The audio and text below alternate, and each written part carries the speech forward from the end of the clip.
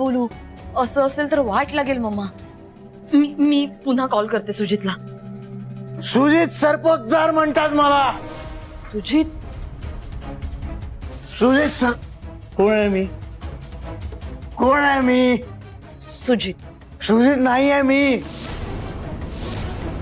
भालचंद्र सरपोतदारांचा एकुलता एक मुलगा आहे ना, सुजित राव सरपोतदार. हो हो.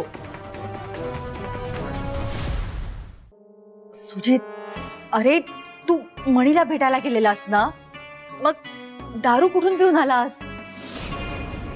आणि काय झालं मणीचं? यांना कळलं ना तर हे खूप चिडतील ना तुझ्यावर. मम्मा थांबाव. सुजित सुजित काय झालं? काय ठरलं तुमचं? भेटलास ना मणीला तू? काय झालं नको विचारू. काय घडलं ते विचार. विचार. काय घडलं? बरोबर आहे तुमचं. तुमचं बरोबर होतं. मी चुकीचाच आहे. त्या मणीला या आयुष्यान घराची काही किंमतच नाहीये. काय झालंय सांगशील का सुजित? काय घडलं? मी त्या मणीला इथं घेऊन येण्यासाठी म्हणून तिकडे गेलो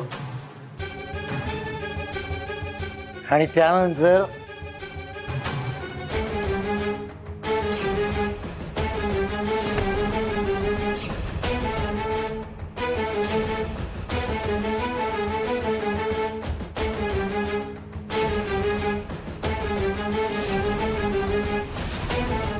व्हॉट आर यू सेइंग?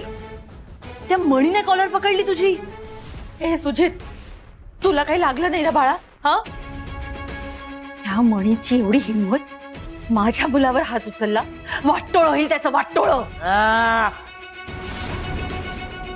वाटोळ होणार नाही. त्या मणीचं वाटोळ मी करणार. अपमान केलाय त्याने माझा, त्या अपमानाचा बदला मीच घेणार. सुजित, हा तुझा एकट्याचा अपमान नाहीये.